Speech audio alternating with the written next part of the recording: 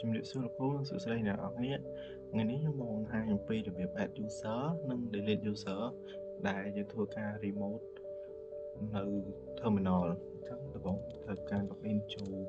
Ubuntu server របស់យើងសិនដើម្បី remote បានយើងត្រូវយក IP វាមកយើងលេខ IPM ហើយយក password យក IP address ទៅ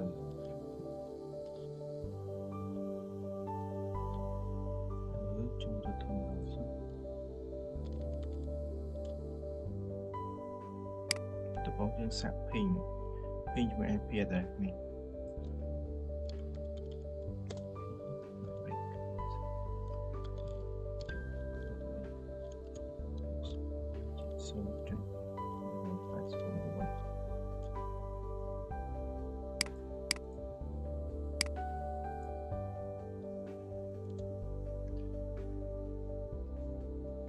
ឥឡូវវាស្គាល់ហើយយើងត្រូវ login ចូល3 remote វា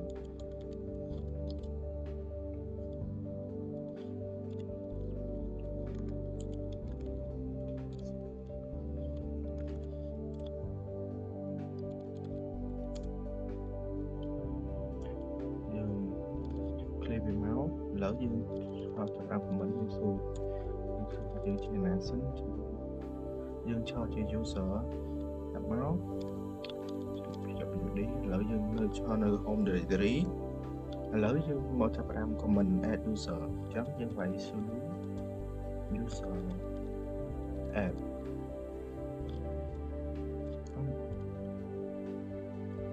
មុនយើងត្រូវ add មុនយើងត្រូវ add ហ្នឹងយើងត្រូវឆែក version របស់វាសិនអញ្ចឹងយើងវាយ comment ថា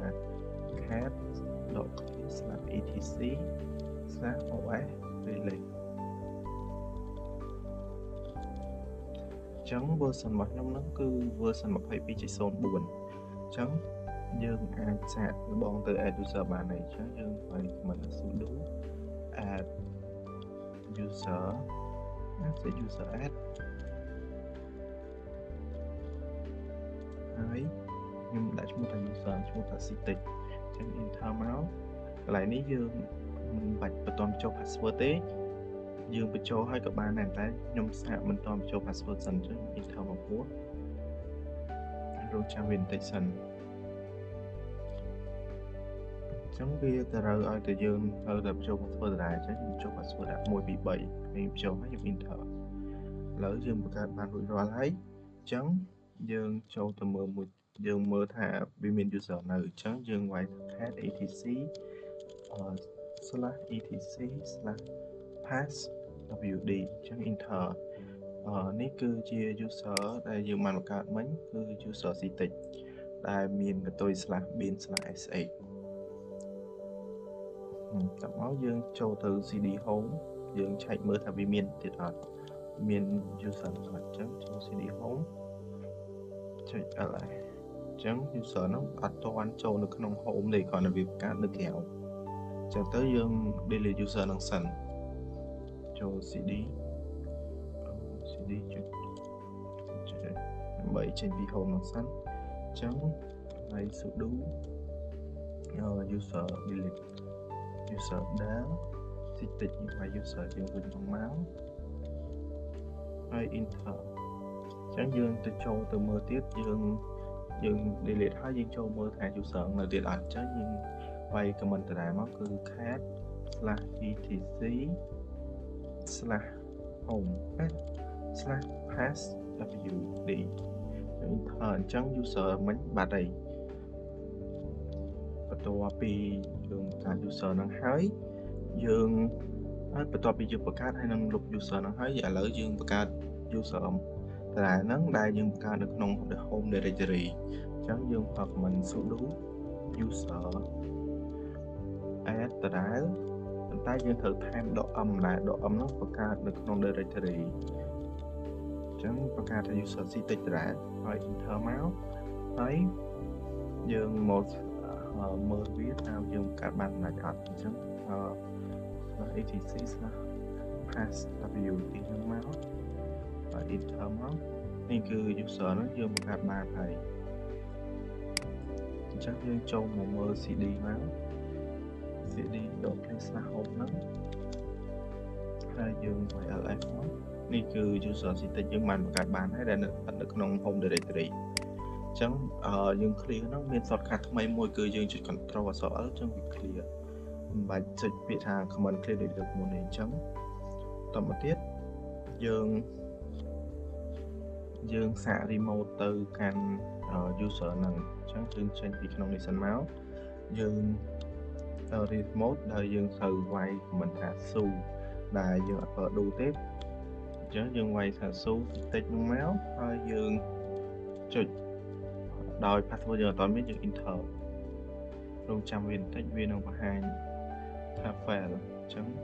នេះគឺវាបង្ហាញមកហើយដោយសារអីវាអត់ទាន់មាន password អញ្ចឹងយើងត្រូវទៅបញ្ចូល password វាអញ្ចឹងយើងត្រូវបញ្ចូល password យើងវាយ command ថា sudo pass wd ctic យើងមកឈ្មោះ user ហ្នឹងមកតមកវាឲ្យបញ្ចូល password អីអញ្ចឹងយើង password ខ្ញុំដាក់ថា1 2 3អញ្ចឹងខ្ញុំដាក់1 2 3ហើយ enter ហើយអញ្ចឹងយើងសាកទៅ remote ម្ដងទៀត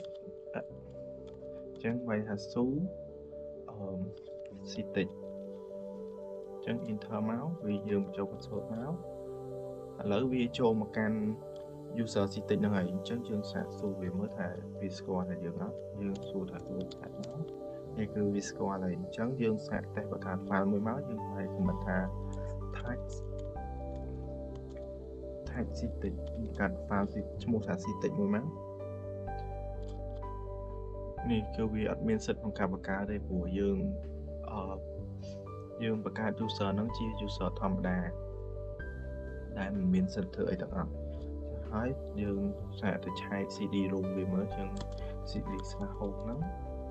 គឺវាអត់ផាយទេគឺវាចូលក្នុងហ្នឹងហើយចឹង LS ចឹងយើងចូលមើលវានេះគឺវាបង្ហាញដូចគ្នាក៏វាបង្ហាញថាយើង user ដើមយើងឈ្មោះ mono ហើយនិង user ctic ដែលបានបង្កើតហើយយើង login ចូលហ្នឹង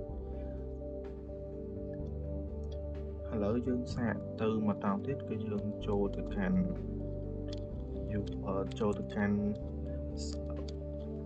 ទៅចូល file ctic ហ្នឹងយើងចូលទៅ file ហ្នឹងមកហើយយើងថឹងយើងចូលទៅកាន់ file ហ្នឹងទៀតហើយយើងវាយ pwd នេះគឺវាបង្ហាញថាយើងស្ថិតនៅក្នុងuser ctic ស្ថិតនៅក្នុង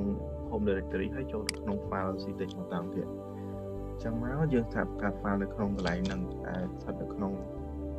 folder ctic ហ្នឹងយើងវាយវាថា tag ctic មកហើយយើងបង្កើត folder ហើយ ls នេះគឺវាមានហើយតែមានពាក្យថា ctic ហ្នឹងហើយ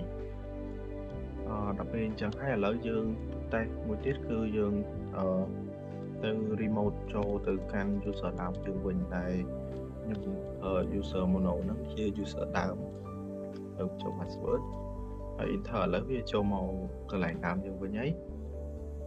ឥឡូវมัน clear មួយហើយឥឡូវយើងសួរថាយើងជាណាសិនមកមិនអាចនេះគឺ user mono យើងវិញហើយតមកយើងទៅ delete user ហ្នឹងវិញអញ្ចឹងយើងវាយ sudo user del ctic អ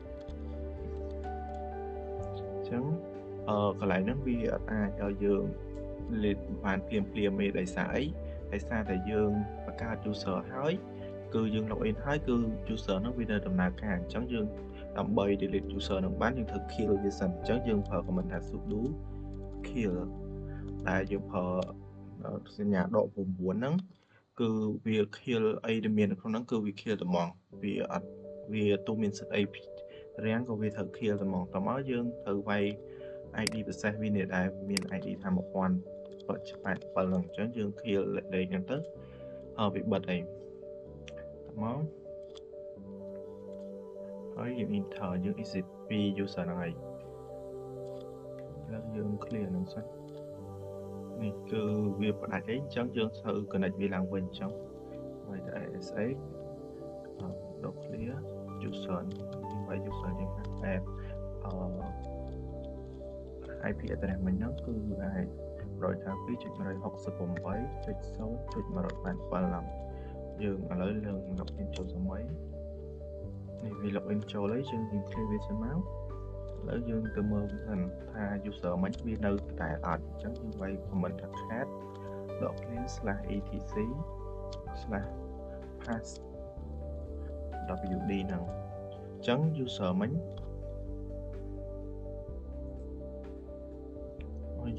ហ្នឹងគឺយើងអត់ទាន់បាន delete ទេគ្រាន់តែយើង kill វាសិន3 kill ហ្នឹងគឺការបិទ user ហ្នឹងកុំឲ្យវាដំណើរការតទៀតអញ្ចឹងឥឡូវយើងតទៅយើងបិទហើយឥឡូវយើងមក delete វាវិញអញ្ចឹង comment sudo user del តែហ្នឹងនេះ user del ហើយយើងឲ្យឈ្មោះ user ស៊ីតិចហ្នឹងមកហើយយើង enter ទៅយើងបញ្ចូល password វាហើយយើង enter ឥឡូវយើងទៅឆែកវាថាវាមានមិនអត់ចឹងយើងវាយថាវាយ comment cat /pass ឥឡូវ user ហ្នឹងយើងលុបរួចរាល់ហើយអញ្ចឹងយើងចូលទៅ cd/home យើងវិញមើលថាវានៅទីអត់វានៅដដែលអញ្ចឹងទៅយើងធ្វើ comment មួយទៀតដើម្បីលុបទាំងអស់ហ្មងលុបទាំង folder ទាំងអីវាដែលនៅក្នុងហ្នឹងអញ្ចឹងយើងធ្វើ comment ថា sudo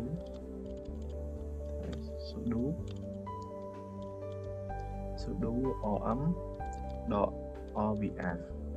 ដែល rvr ហ្នឹងគឺវាទៅលុបរាល់ទិន្នន័យទាំងអស់ដែលស្ថិតនៅក្នុង folder ហ្នឹងអញ្ចឹងយើងធ្វើ comment ហ្នឹងមកហើយយើង enter នេះគឺវាទៅលុបហើយអញ្ចឹងយើងចូលទៅមើលវាមកថានៅអត់ឥឡូវវាទៅបាត់ហើយអញ្ចឹងយើងចេញពី cd វិញមកហើយតមកទៀតមាន comment ថ្មីមួយទៀតដែលយើងបង្កើត user នឹងដដែលដែលមានវិធីសាស្ត្រថ្មីមួយទៀតដែលយើងប្រើ comment ថា sudo user add.m.clear.s ដែលយើងកាលមុនយើងបង្កើត user ហ្នឹងវាមានប្រភេទជា /bin/sh អញ្ចឹងយើងបង្កើត user ថ្មីដែលមានអាចុងក្រោយហ្នឹងវា /bin យើងដូរដាក់ ដូរពី /sh យើងមកដូរដាក់ /pass វិញអញ្ចឹងយើងបង្កើតហ្នឹងដែរយើងដាក់ឈ្មោះថា user ស៊ីតិចដែរហ្នឹងហើយ enter មកអញ្ចឹងយើងទៅឆែកមើលថាវាបង្កើតបានអត់របៀបនេះអញ្ចឹងនេះវាកន្លែងនេះកន្លែង user នេះកាលមុនវាជា /bin/sh ឥឡូវវាដូរមកពី /bin មក /bsa ម្ដងឥឡូវយើងចូលទៅ cd room យើងនឹងឆែកមើលថាវាមានអត់ចូលមក cd/home មកហើយនេះគឺ user ហ្នឹងមានវិញហើយបន្ទាប់ពីយើង delete ហើយយើងបង្កើតមិញហ្នឹងបង្កើតកន្លែងនេះមិញហ្នឹងឥឡូវវាមានវិញហើយតមកទៀតយើងសាកទៅ login ចូលទៅកាន់ user ស៊ីតិចមិញដែលយើងទៅបង្កើតមិញហ្នឹងប៉ុន្តែមុននឹងដោយ user ហ្នឹងយើងអត់ទាន់បាន set នៅ password វាទេអញ្ចឹងយើងអាច login បានទេអញ្ចឹងយើងត្រូវដាក់ password វាសិនអញ្ចឹងចេញពី cd សិនអញ្ចឹងយើងដាក់ password មក sudo pass wd ឈ្មោះ user ហើយ enter ហើយដាក់ password មកដាក់ password ថា123ឥឡូវ password យើងបានដាក់ហើយអញ្ចឹងយើងសាកទៅ login ចូល user ស៊ីតិចមិញហ្នឹងយើងវាយ comment ថា sudo ស៊ីតិចហ្នឹងមកហើយយើងវាយ password ហ្នឹងមក123ហ្នឹងឥឡូវយើង enter មកនេះវាដូរពី mono ឥឡូវវាមកចូល user ស៊ីតិចម្ដងហើយអញ្ចឹងការ login មកកាន់ user ហ្នឹងគឺបានហើយឥឡូវយើងបញ្ជាក់យើងប្រើ comment 2fi មកនេះគឺ user ស៊ីតិចពិតប្រាកដហើយហើយប្រើ comment 2ដើម្បីឆែកនេះវាឆែក home directory វាអញ្ចឹងវាមានអីទេ user ហ្នឹងគឺទៅស្អាតហ្មងអញ្ចឹងទៅយើង remote ចូល user ដើមពីវិញ user mono ហ្នឹងហើយវាយ password មកហើយ enter មកឥឡូវវាចូលមក user mono វិញហើយតែកន្លែងនេះវាហាញ user mono តមកយើងត្រូវមានវិធីសាស្ត្រមួយទៀតដែលបង្កើត user ហើយយើងអាចបញ្ចូល password បានភ្លាមៗហ្មងអញ្ចឹងខ្ញុំត្រូវវាយ comment ថា sudo add user ហើយខ្ញុំដាក់user ឈ្មោះ Citrix ដែលបន្តឈ្មោះខ្ញុំហ្មងដឹងពួកអីអត់ដឹងដាក់ឈ្មោះអីចឹងយើងដាក់ឈ្មោះថា user Citrix Mono នឹងមកហើយតមកយើងបញ្ចូល password ខ្ញុំបញ្ចូល password 1 2 3ដូចអានោះដែរចឹងបញ្ចូលហើយ enter ឥឡូវយើងដាក់អានេះមាន full name ចឹងខ្ញុំដាក់ឈ្មោះ full name ទៅមក Citrix Mono ហើយ enter កន្លែងនេះយើងអត់ដឹងដាក់ room ប្រហែលទេយើង enter នេះក៏ enter តមកគេសួរយើងថា information នឹងត្រូវអត់អញ្ចឹងយើងដាក់ទៅយើងវាយអក្សរ Y enter មកអញ្ចឹងបន្ទាប់ពីយើងបង្កើត user Citrix Mono នឹងហើយឥឡូវយើងចូលទៅឆែកវាមើលថាវាមានអត់អញ្ចឹងវាយ command cat etc/path.wd វា enter មកនេះគឺ user Citrix Mono បង្កើតបានហើយដែលមាន extension /win/path ហ្នឹងមកហើយឥឡូវយើងសាកទៅ remote ចូលមកកាន់ user Citrix Mono ហ្នឹងអញ្ចឹងវាយ command su Citrix Mono អញ្ចឹង enter យើងបញ្ចូល password 1 2 3យើងមក enter មកឥឡូវវាពី user Mono ចូលមកកាន់ user Citrix Mono អញ្ចឹងយើងសួរវាថាខ្លួនតែមកដើម្បីបញ្ជាក់ថាយើងប្រកាសថា user នឹងអត់ទៅវាចេញថា user Citrix Mono អញ្ចឹងវាពិតប្រាកដហើយអញ្ចឹងយើងសាកឆែក CD វាមក CD/home ហ្នឹង enter ហើយយើងមើល LS វានេះគឺមាន user អីមានទាំង user Mono មានទាំង user Citrix ហើយនិង user Citrix Mono ទៅបង្កើតក្រោយហ្នឹងមកទៅបង្កើតក្រោយហ្នឹងមិញឥឡូវយើងសាកចូលទៅកាន់user នឹងមួយទៀតអញ្ចឹងយើង slash មួយទៀតមក slash យើងចេញពីនេះសិនច្រឡំចូលទៅកាន់ user មកវាយ cd ទៅ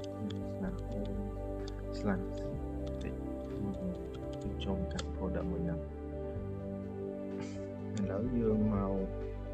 ចូលទៅកាន់ folder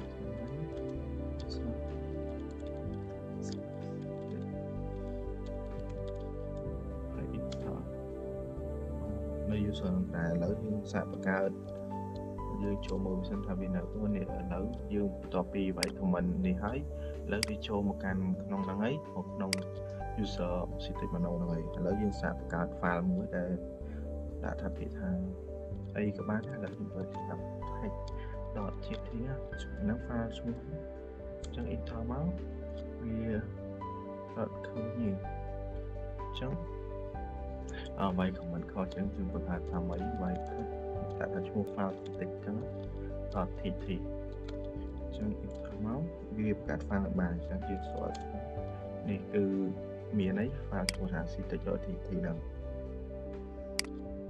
តែយើង user ហ្នឹងវាអាចមានសិទ្ធិបង្កើត file បានប៉ុន្តែឥឡូវយើងសាកតេស្តវាបង្កើត user នៅក្នុង user ហ្នឹងមួយទៀតដែលយើងតេស្តថា sudo add user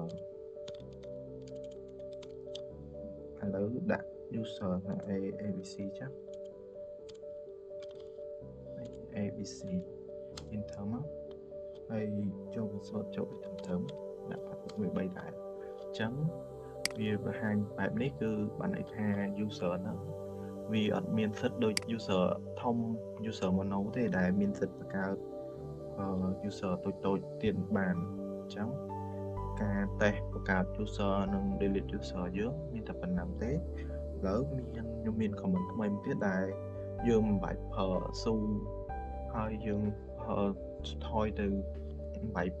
ប្រើពាក្យថាស៊ូហើយវាយ user Mono ទេ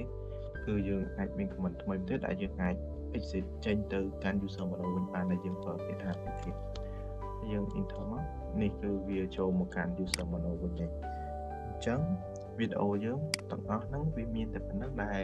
សរុបមកវិញការបង្កើត user ហើយនឹង delete user ហ្នឹងមាន comment តែប៉ុណ្្នឹងទេសូមអរគុណ